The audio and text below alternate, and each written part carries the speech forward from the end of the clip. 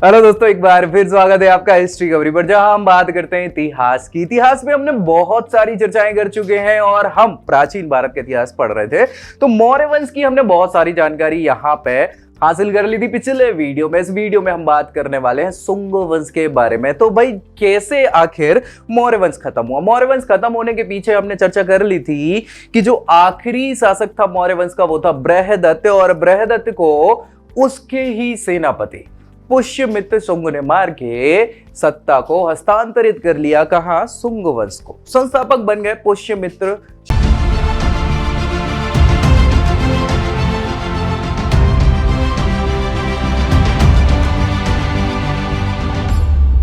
शुंग। तो स्टार्ट कर लेते हैं हम पुष्यमित्र शुंग के बारे में। देखो यार, एक चीज मैं आपको यहां पे क्लियर कर देना चाहता हूं कि भाई शुंग वंश हो, शुंग वंश, एक सेकंड जरा, थोड़ा सा मुझे कलर गड़बड़ लग रही है, बैकग्राउंड थोड़ा सा सेटेड कर देते हैं। अब ठीक है, दिख रहा है? चलिए, तो शुंग वंश जो है, इसके बाद आएगा कण्व वंश। कौन सा वंश आएगा? कण्व वंश। और कण्व वंश को खत्म करेंगे कौन? सातवाहन वंश। सातवाहन वंश, ठीक है। सो भैया सातवाहन वंश तो दक्षिण का वंश था। कौन सा था? दक्षिण भारत का। दक्षिण भारत का वंश होने के कारण ये उत्तर भारत में ज्यादा शासन कर नहीं पाए।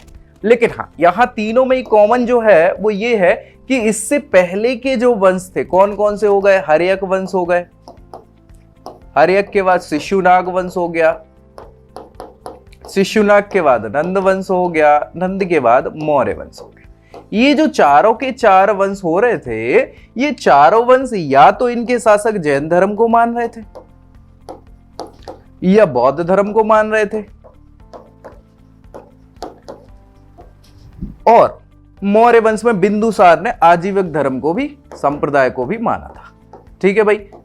लेकिन यहां पे ये चारों वंश के जो शासक हैं, लगभग यहां 544 ईसा पूर्व से ये सारी चीजें स्टार्ट होती हैं, 544 ईसा पूर्व से, और मौर्य वंश का पतन 185 ईसा पूर्व में होता है। मतलब अगर हम बात करें तो लगभग 400 वर्ष, लगभग 400 वर्षों तक भाई साहब आपका वैदिक सभ्यता या वैदिक धर्म जो है वो था ही नहीं। शासक मान नहीं रहे, लोग बाग हैं, ऐसा नहीं कि खत्म हो गया, लेकिन कोई शासक वर्ग उसको सपोर्ट नहीं कर रहा है, उसका उद्धार नहीं कर रहा है। तो भैया हुआ कुछ ऐसा कि फाइनली 185 ईसा पूर्व में पुष्यमित्र शुंग ने खत्म कर दिया मौर्य वंश को और स्टार्ट हो गया शुंग वंश। और ये तीनों के तीनों वंश जो हैं, ये ब्राह्मण धर्म को मानने वाले थे, ब्राह्मण धर्म को मानने वाले। ठीक है, ब्राह्मण धर्म को मानने वाले ये तीनों वंश है। इसको हम इस प्रकार से पढ़ते हैं। हालांकि पुष्यमित्र शुंग जो यहां संस्थापक हैं, पुष्यमित्र शुंग, उनको पुनरुद्धारक कहा जाता है। क्या कहा जाता है? पुनरुद्धारक, पुनरुद्धारक।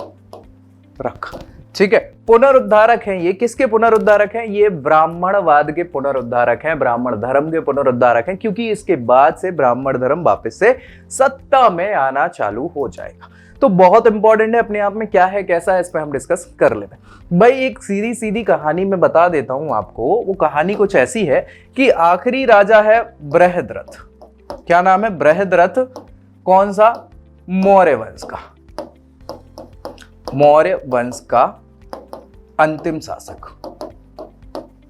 अंतिम शासक बृहद्रथ। उसका सेनापति जो है, कौन है भैया? सेनापति। सेनापति जो है वो है पुष्यमित्र। क्या नाम है? पुष्यमित्र। और ये पुष्यमित्र जो है ये शुंग है। क्या है? शुंग। और साथ ही साथ ये ब्राह्मण धर्म को मानने वाला व्यक्ति है। क्या है? ब्राह्मण धर्म को मानने वाला, मानने वाला। हुआ कुछ ऐसा कि ये बृहदत्त जो है वो भैया बौद्ध धर्म को मान रहा था। किसको मान रहा था? बौद्ध धर्म को। या इनके बाद इनके जो पिताजी, दादाजी और इनके जो पूर्वज हुआ करते थे, मैक्सिमम अशोक के बाद से सभी ने बौद्ध धर्म को बहुत ज्यादा स्वीकार किया है। ठीक है, तो हुआ कुछ ऐसा भाई साहब कि उस समय भारत की जो दशा है वो ऐसी हो गई थी कि हमने एक बार चर्चा तो पहले ही कर चुकी थी कि जो है विदेशी आक्रमण होने लग गए थे, चाहे वो उस समय कोई और हो ना हो, ये पूरा का पूरा साम्राज्य जो है उत्तर भारत का ये चल रहा था और इसके अगल बगल में ईरान इराक से शासक जो है वहां के वो आ रहे थे आक्रमण करने, और यूनान तक के शासकों ने यहाँ पे आक्रमण किया हुआ था। तो ऐसे ही एक और शासक था जो विदेशी शासक था, उसका नाम है डेमेट्रियस। क्या नाम है? डेमेट्रियस। तो डेमेट्रियस क्या है भाई, आक्रमण करने की सोच रहा था भारत, और राजा है बृहदत्त बौद्ध धर्म को मानने वाला शासक है। अब बौद्ध धर्म में क्या है, अहिंसा की बात कही गई है। जैन धर्म में बहुत ज्यादा अहिंसा की बात करी गई है, बौद्ध धर्म में भी अहिंसा की बात करी है, लेकिन अहिंसा तो है। जैन धर्म में तो फुल टू अहिंसा पे ही डिपेंडेंट होते हैं, यहाँ बौद्ध धर्म में कम है, लेकिन है जरूर अहिंसा। तो क्या कोई राजा, अब कोई दूसरा व्यक्ति जब अटैक करेगा तो यहाँ अटैक करने के लिए हमें युद्ध करना पड़ेगा उस व्यक्ति से। युद्ध होगा सेनाओं के बीच, है ना, और सेनाओं में आपकी प्रजा होगी। युद्ध करने के लिए सेनापति को क्या करना पड़ेगा, आदेश लेना पड़ेगा राजा से कि महोदय, श्रीमान, महाराज, क्या है कि वो अटैक करने आ रहा है विदेशी व्यक्ति, तो हमको क्या है अपने साम्राज्य की रक्षा करनी है, हमें भी युद्ध करना है। राजा बोलेगा कि हैं, कर लो युद्ध, तो करोगे ना। लेकिन राजा ही बौद्ध धर्म को मान रहा, वो अहिंसा को मानने वाला व्यक्ति है, क्या वो हाँ बोलेगा लड़ाई करवाने को, अहिंसा करवाने? अब वो हाँ बोलेगा नहीं तो भैया सेनापति आदेश नहीं दे पाएगा सेना को, और सेना को आदेश नहीं दे पाएगा तो वो आएगा, अटैक करेगा, मारकाट मचाएगा, लूटपाट मचाएगा, चला जाएगा। और चला ना भी गया तो भैया साम्राज्य स्थापित कर लेगा। ये एक बहुत बड़ी समस्या है। तो इस समस्या से सुलझने के लिए ऐसा कहा जाता है कि कई बार किसी एक के मरने से अगर बाकियों का अच्छा हो तो, मतलब सोच की बात है। सो सेनापति महोदय जो पुष्यमित्र थे, उनने अपने राजा को मार दिया, और राजा को मारा और खुद राजा बन गए। अब चूंकि वो बहुत शक्तिशाली व्यक्ति था पुष्यमित्र, तो डेमेट्रियस ने अपना आक्रमण रोक दिया कुछ समय के लिए, बाद में फिर करता है और हार जाता है।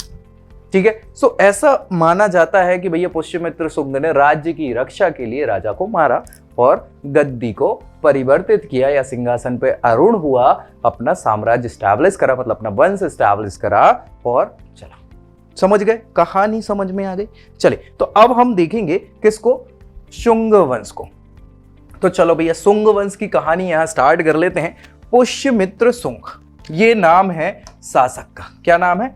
पुष्यमित्र शुंग। और पुष्यमित्र शुंग 185 से 148 ईसा पूर्व तक शासक रहा है। प्राचीन भारत का पहला ब्राह्मण शासक है ये, प्राचीन भारत का।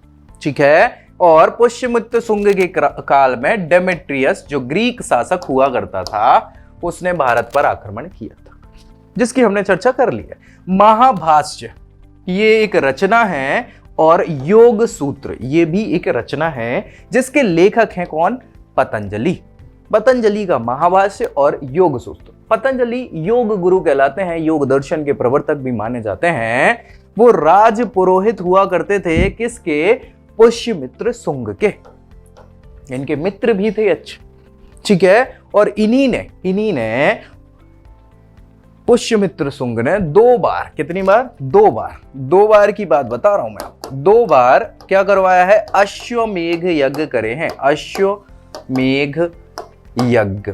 अश्वमेघ यज्ञ क्या होता है वो मैं आपको डिस्कस कर चुका हूं बहुत पहले। तो 2 बार अश्वमेघ यज्ञ जो किसने करवाए हैं? पतंजलि ने ही करवाए। साथ ही साथ आपने एक ग्रंथ का नाम सुना होगा, हिंदी विधि विधान वाली मनुस्मृति जिसको कहा जाता है।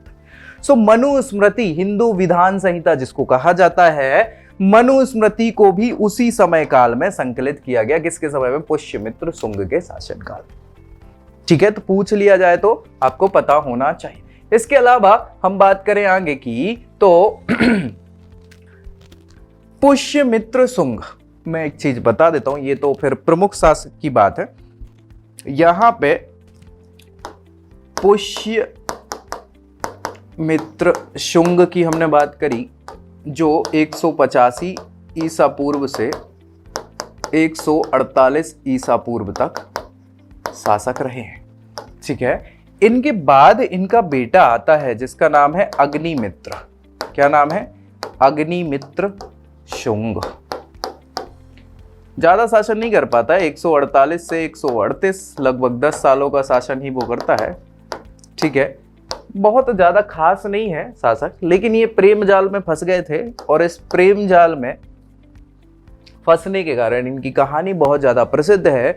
आगे हम देखेंगे प्राचीन भारत में एक महाकवि हुए हैं संस्कृत के, जिनको कहा जाता है कालिदास। तो कालिदास ने एक रचना करी है जिसका नाम है मालविका अग्निमित्रम। क्या नाम है? मालविका अग्निमित्रम। संस्कृत की ही ये रचना है और ये नाटक है। क्या है? नाटक है। सो मालविका, इनकी प्रियसी का नाम था अग्निमित्र की, और अग्निमित्र। तो मालविका अग्निमित्र के बारे में दोनों के प्रेम प्रसंग का अद्भुत चित्रण या बोल सकते हैं जो बताया है नाटक के माध्यम से रचना में मालविका अग्निमित्रम ने। किसने बताया? कालिदास ने। तो कई बार ये क्वेश्चन पूछ लिया जाता है मालविका अग्निमित्रम किसकी रचना है, या मालविका अग्निमित्रम में अग्निमित्र कौन है। तो अग्निमित्र कौन है? पुष्यमित्र शुंग का पुत्र है, उत्तराधिकारी है, जिसके बारे में इस मालविका अग्निमित्रम में लिखा हुआ है। ठीक है, कोई दिक्कत? चलिए, ये लोग चूंकि ब्राह्मण हुआ कर रहे थे, सो इन्होंने अपनी राजधानी परिवर्तित करके विदिशा कर ली थी। क्या कर ली थी? विदिशा अपनी राजधानी कर ली थी। इसके अलावा प्रयाग भी इनकी एक राजधानी हुआ करती थी। प्रयाग भी इनकी राजधानी हुआ करती थी शुरुआत में। पुष्यमित्र के समय अग्निमित्र के आसपास विदिशा राजधानी हो जाती है और फिर वही चल रही है कालांतर में राजधानी। ठीक है, सो बाद में अग्निमित्र के बाद जो शक्तिशाली शासक एक और हैं जिनकी हमें चर्चा करनी है, उनका नाम है क्या? भागभद्र। क्या नाम है? भागभद्र। सो भागभद्र की अगर हम बात करें, उनका समय काल 114 से 83 ईसा पूर्व तक का इनका शासनकाल रहा है। और भाई साहब, ये विदिशा इनकी राजधानी रही थी। तो विदिशा जिला मध्य प्रदेश में पड़ता है, उसके पास में ही हेलियोडोरस। हेलियोडोरस को अब मैं बता दूं, ये राजदूत हुआ करते थे, ग्रीक राजदूत थे, जो आए थे किनके दरबार में? भागभद्र के दरबार में। अब भैया चूंकि ब्राह्मण लोग हैं ये, और ब्राह्मण के अलावा ये जो पूजा करते हैं ये किसकी करते हैं? विष्णु जी को बहुत ज्यादा मानते हैं। किसको मानते हैं? विष्णु जी को। सो भैया विष्णु जी को मानने के कारण ये वैष्णव संप्रदाय के लोग हुआ करते थे। हेलियोडोरस जब राजदूत इनके दरबार में आए, इन्हें देखा कि वाह, विष्णु जी की पूजा की जाती है, तो उन्होंने भी एक स्तंभ बनवाया, एक मीनार टाइप की रचना में। स्तंभ समझते हैं आप, तो उसको बोलते हैं हेलियोडोरस स्तंभ या हेलियोडोरस पिलर, या उसको गरुण स्तंभ भी कहा जाता है। क्या कहा जाता है? गरुण स्तंभ। तो भैया ये गरुण स्तंभ जो है वो किसने बनवाया? हेलियोडोरस ने, जो ग्रीक राजदूत हुआ करते थे किसके दरबार में? भागभद्र के दरबार में। विष्णु जी का जो वाहन है गरुण, उस गरुण को इन्होंने उस स्तंभ में बनाया। और आगे चल के ये हेलियोडोरस भी वैष्णव धर्म को मानने लग जाते हैं, विष्णु जी की पूजा करने लग जाता है। ठीक है भैया, सो ये भगवान विष्णु को समर्पित पिलर है। ये पूछ लिया जाता है हेलियोडोरस पिलर, मध्य प्रदेश में विदिशा में ये स्थित है एक पिलर। ठीक है, चलिए इसके बाद अंतिम शासक जो है वो है देवभूति। कौन है? देवभूति शुंग वंश के, जिनका शासनकाल 87 to 75 ईसा पूर्व का रहा है। ये भी कोई बहुत खासे तो रहे नहीं, अंतिम रहे हैं, यानी अयोग्य ही रहे होंगे। तो इनको सेनापति वासुदेव इनकी हत्या कर देते हैं। इनके ही सेनापति वासुदेव जो इनकी हत्या कर देंगे, और वासुदेव नए नए नए वंश की स्टैब्लिशमेंट कर लेंगे। किसकी? वासुदेव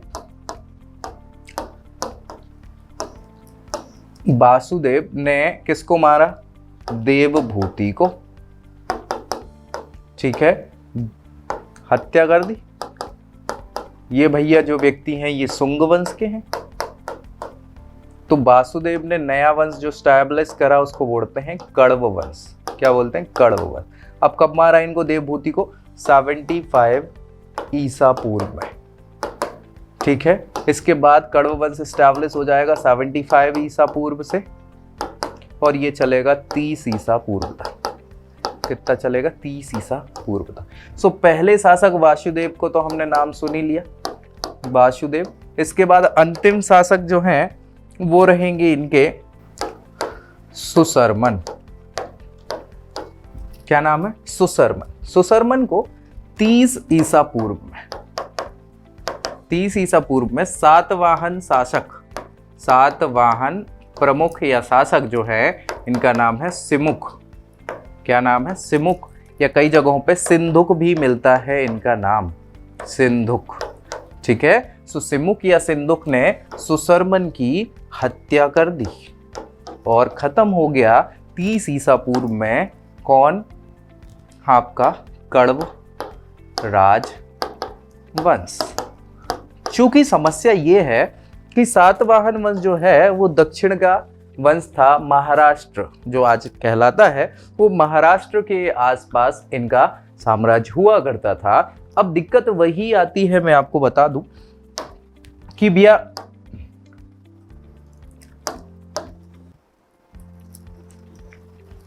ये जो साम्राज्य है ये उत्तर भारत है ना, उत्तर भारत के इधर पे विंध्य और सतपुड़ा पर्वतमालाएं, ये वाला जो है साम्राज्य, ये जो है ये सातवाहन का है।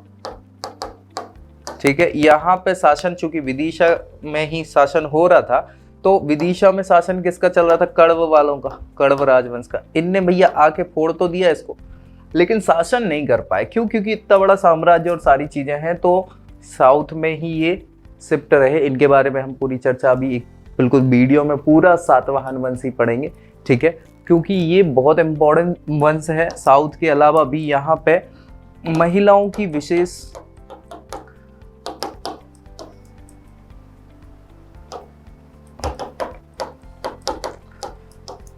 स्थिति हुआ करती, विशेष स्थिति का मतलब है पूजनीय हुआ करती थी, पूजनीय। ठीक है, यहाँ के जो शासक हैं, जैसे हमने सिमुख की बात कर ली, सिमुख के बाद आएंगे सातकर्णी। क्या नाम है, सातकर्णी। सातकर्णी के बाद जो सबसे प्रतापी शासक हुए हैं वो है यज्ञश्री सातकर्णी।